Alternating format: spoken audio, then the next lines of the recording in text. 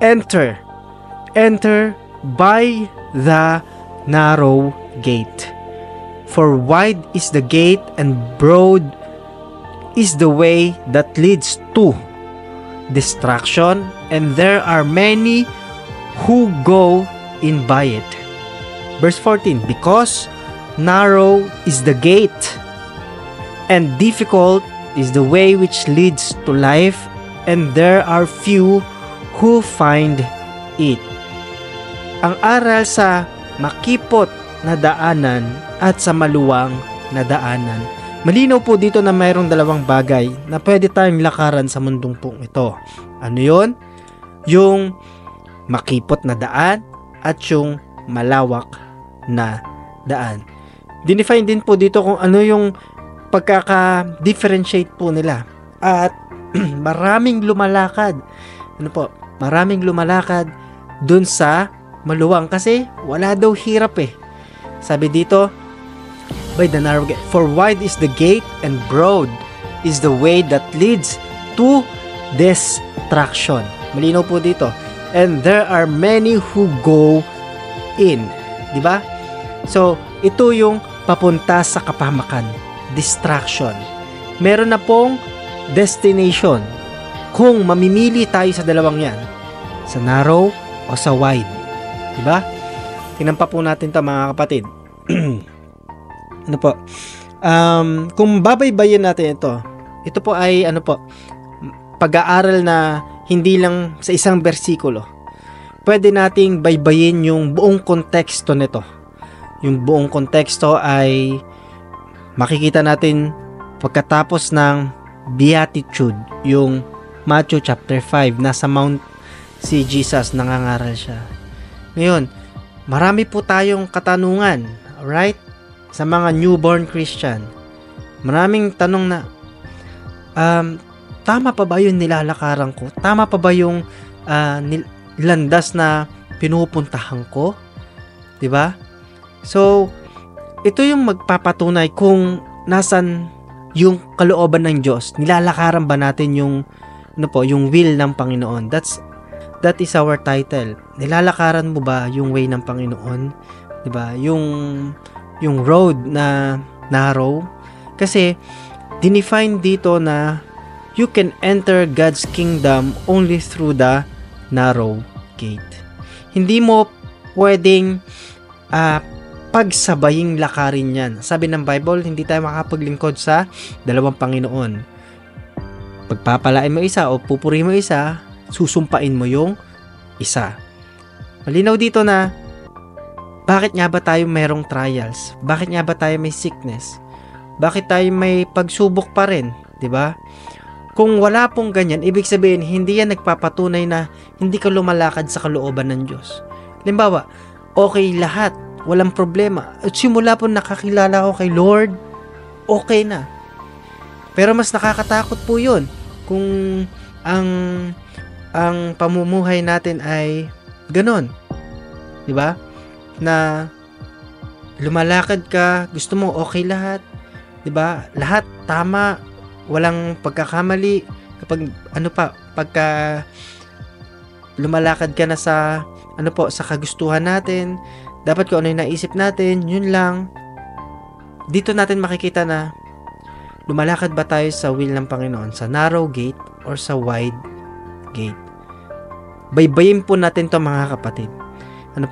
Ito yung sinasabi na merong kingdom lifestyle. Kasi kingdom po ang pinag-uusapan dito, yung kaharian ng Panginoon eh. Ang sabi po dito, meron tayong palatandaan.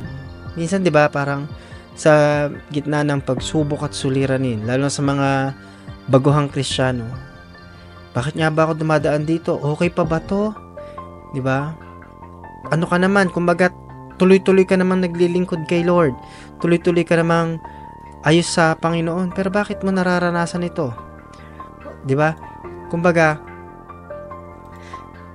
doon mo masasabi na hindi mo lang masyadong nakikita. Pero nandito tayo sa mundo na mas marami ang gumagawa ng mali at kukonti lang ang gumagawa ng tama. ng kalooban ng Diyos. At pag ginawa mo yung kalooban ng Diyos, iaalop ka, tatanggalin ka sa sa circle. Tapos pwede pang pandirihan ka, tatakwil ka, 'di ba sa huling panahon ganyan sabi ng Matthew chapter 24. So patunay lang 'yan na tama yung landas na nilalakaran mo, nasa will ka ng Panginoon. So did you get me? Na oo, may trials. Merong minsan may dumadating talaga sa persecutions, 'di ba? Pero ano yung palatandaan para hindi tayo maligaw? Ano 'yon? Nakakaunti lang yung lumalakad sa kalooban ng Panginoon. So hindi ito pagmamayabang. Ito yung katotohanan, no? Na konti lang yung gustong lumakad sa kalooban ng Diyos. Nasa panahon tayo na ang gusto ay puro shortcut. Puro mabilis ang proseso. Ayaw sa mga bagay na dadaan sa sa mahabang pagtuturo, 'di ba? It's about character eh. Kapag panahon natin ngayon, lalo na sa hindi na tayo lalayo sa Christian community, Christian world, 'di ba? Hindi na tayo lalayo diyan. Sabi dito, walang gustong pumunta doon sa narrow gate, sa narrow road. Walang gustong pumunta po doon. Ang gusto nila kung ano yung ginagawa ng marami. Kasi ito yung katunayan You can enter God's kingdom only through the narrow gate. Doon lang sa makipot na daan at iilan lang yung pumupunta. So nasan ka? As a Christian, naandito ka ba sa narrow gate? O nandun ka sa wide gate? For the many who chose that way, but the gateway to life is very narrow, and the road is difficult, and only a few ever find it. Di ba? So, muna po natin? Mag-take tayo ng time. Nandito pa ba tayo sa kalooban ng Panginoon? Di ba? Mahirap bang i-distinguish yung will ng Panginoon? Hindi. Tingnan lang natin kung ano yung way na tinatahak natin. Nasa service ka ng paglilingkod. Nasa point ka ng buhay mo na musicians ka na or nagmi-ministry ka na o matagal ka na naglilingkod kay Lord. Pero bakit may dumadating na mga matindi, talagang mahirap. Tapos parang yung ibang tao, kahit hindi na sila nakakilala kay Lord, grabe pa rin yung blessing. Hindi ko sinasabi na hindi pagpapalaan yung mga na kay Lord, na kay Jesus. Pero, paalala lang para sa ating mga kapatid na Kristiyano. May specific na po akong audience. If you are true Christian, nasa era tayo na kukonti lang yung pumupunta sa kalooban ng Panginoon. At I pray na nakikita tayo ng Panginoon doon. 'Di ba? Nakikita tayo ng Panginoon doon sa narrow gate. Amen? Can you comment down below? I will go to God. Can you say it or type it on the comment section? I will go to God. In times of trials, in times of sickness, in times of persecutions, maging public declaration po natin. And you can share this video, you can share this word of God. Mabubura to after 30 days mga kapatid. Pero I pray na makuha nyo yung gusto kong ipunto at gustong ipasabi sa atin ng Bible. Kasi tingnan nyo po dito, it's about application of God's word in our life. Minsan kasi, 'di ba, ang definition natin ng Christian, I am Christian, ay yung nagche-church. 'Di ba? Maraming nagche-church, kahit murderer, kahit adulterer, nagche-church pa rin 'yon.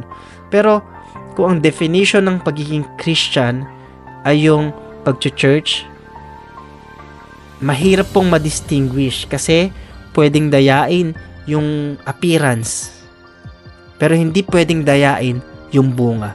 Mababasa po natin yan dito sa mga susunod na bersikulo po ng Matthew chapter 7. Sobrang ganda po nitong Matthew 7 po na ito. Tingnan niyo po ito. It's about application of God's word in your life. Nakikita ba ang palatuntunan o ang beatitude ng isang Kristiyano kapag naglilingkod kay Lord?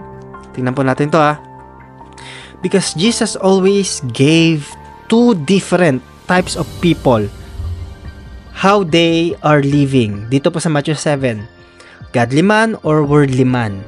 Tingnan po natin examine po natin yung sarili natin. I pray na kumilos sa atin ang Panginoon habang pinag-aaralan po ito. Right? Tingnan po natin. Ang sabi po dito, una, nagbigay ang Panginoon doon sa Matthew chapter 7. Matthew chapter 7 verse 1 hanggang 5. I don't know if na ilagay ko po yan. Ano po? Hindi. Okay. So, ano yun po muna natin? Basahin ko na lang po. Tingnan nyo po dyan sa inyong Bible po. Matthew chapter 7 verse 1 hanggang 5. Huwag nyong husgahan ng iba. Huwag nyong husgahan ng iba para hindi rin kayo husgahan ng Diyos. Sapagkat kung paano nyo husgahan ang inyong kapwa ay ganun din kayo huhusgahan ng Panginoon. Malinaw po dito na two types of person. Judgmental and be humble. Sino tayo dito? Kung tayo ay judgmental, ibig sabihin wala po tayo sa narrow road. Tayo ay nasa wide road. At wala tayo sa kalooban ng Diyos. Bakit? Maraming Christian judgmental. Hindi po ako nag-aakusa para po doon. Disclaimer lang po. This is facts. Katotohanan po ito. Na kahit Kristiyano na grabe pa rin mang mata. 'Di ba? Ito yung sinasabi ng Bible na tingnan natin yung sarili natin. Kung tayo ba ay nasa kalooban pa rin ng Diyos. It's not about the heaven. It's about our character habang nagpapatuloy. Kasi hindi ka naman agad nasa nasa langit na Dito makikita kung ano po yung character natin na isa sa pamuhay ba natin yung Word of God. Number 1, judgmental and humble. Sino ka dito? Matthew chapter 7 verse 1 hanggang 5. Bakit mo pinupuna ang munting puwing sa mata ng kapwa mo pero hindi mo naman pinapansin ang malatrosong puwing sa mata mo? Paano mo masasabi sa kanya, kapatid, tutulungan kitang alisin yung puwing sa mata mo, gayong may malatrosong puwing sa iyong mata, 'di ba? Plank ang sabi doon, obvious na obvious sabi ng Bible pero hindi mo nakikita. Ito yung truth. Kung judgmental pa rin tayo, ibig sabihin hindi tayo lumalakad sa will ng Panginoon. Nasa wide road tayo. Pero kung nilalakaran natin yung humble po doon, praise God. Amen? Can you comment down below, kapatid? I will humble myself to Jesus. I will humble myself to others. Diba?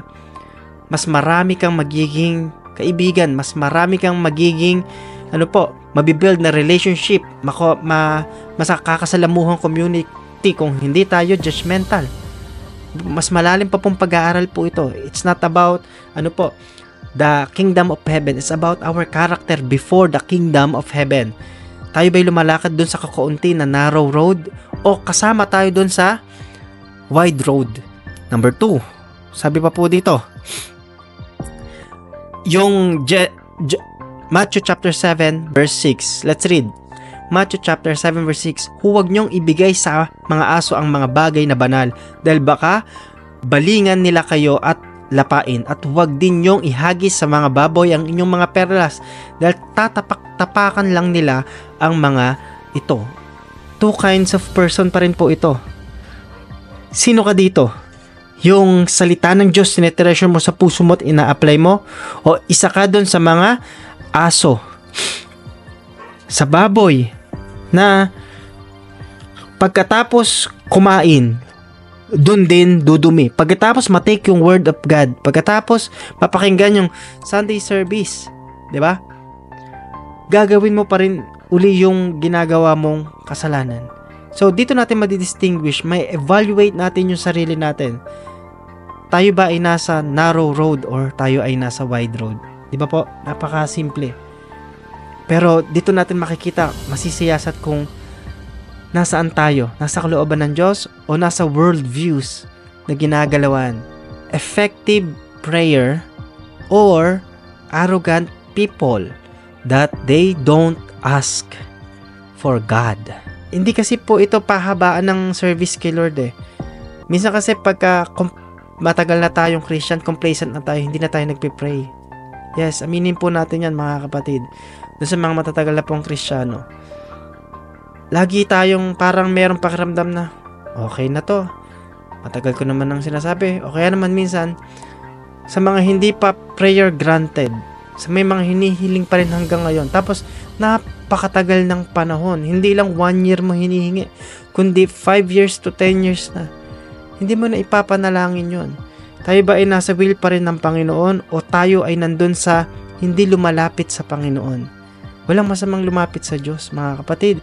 Pero, as a Christian, tingnan po natin, tayo ba ay nandito pa rin sa will ng Panginoon? Nilalakaran pa rin ba natin yung will ng Diyos?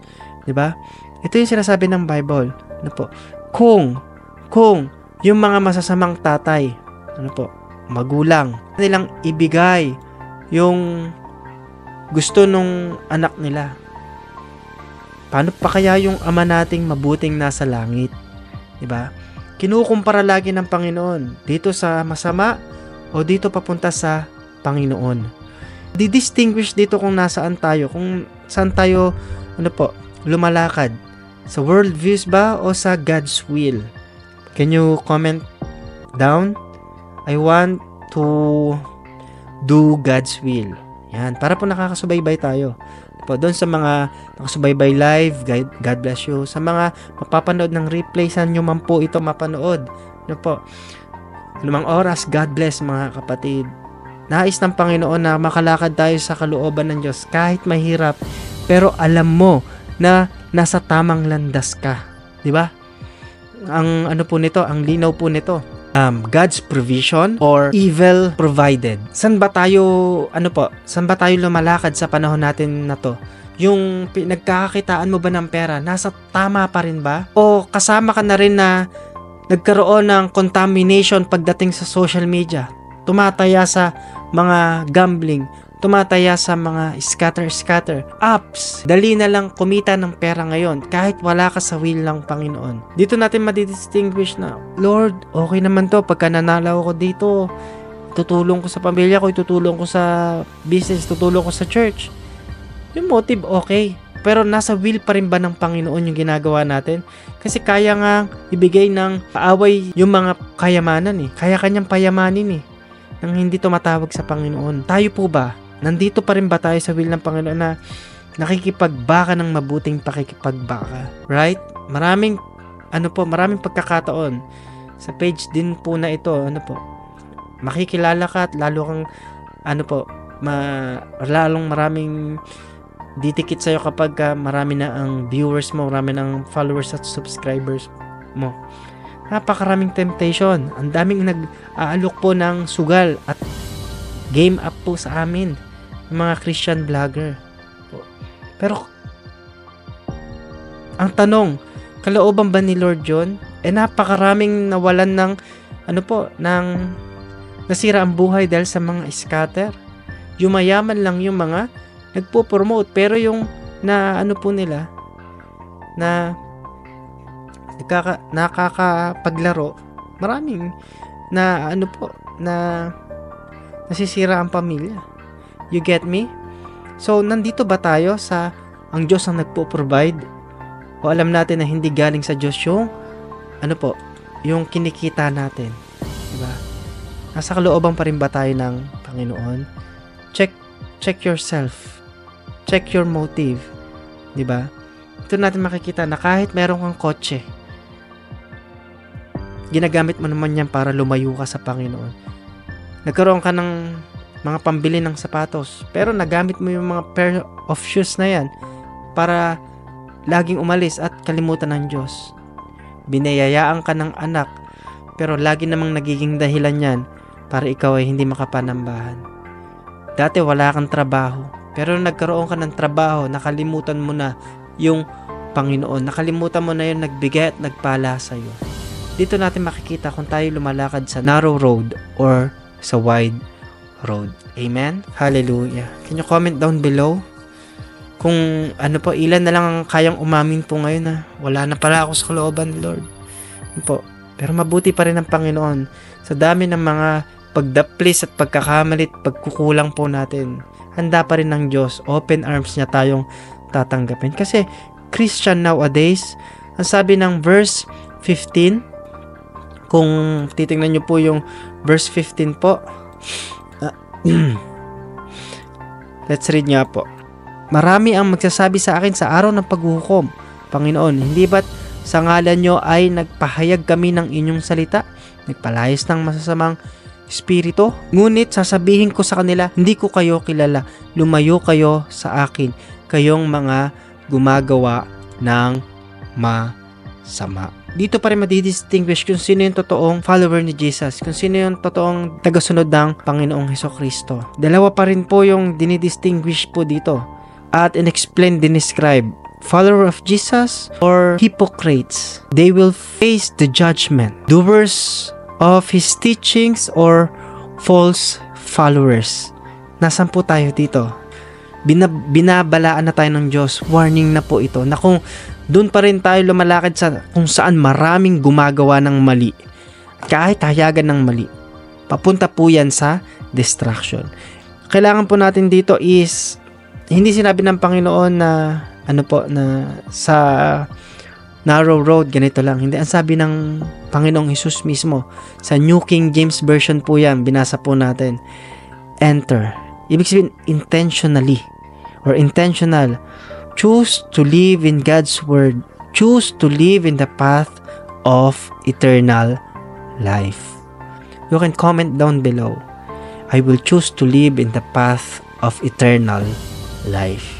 Amen? Hallelujah. So, lagi niyo pong tatandaan na doon sa makipot na daan, worth it po dahil ang hantungan niyan ay buhay na walang hanggan. Kahit hindi pa tayo nakakarating doon sa buhay na walang hanggan, tayo ay sasamahan ng Panginoon. Tandaan niyo po yan. Hindi tayo papabayaan ng Panginoon. Alam ko po na kinakausap po kayo ng Panginoon. Hindi ko po alam kung para kanino ang mensahe na to, pero naniniwala ako na ito ay suit para sa pangailangan ng totoong lumalakad sa kalooban ng Panginoon. Yung naglilingkod ng tapat kay Lord at patuloy na nakikipagbaka ng mabuting nakikipagbaka.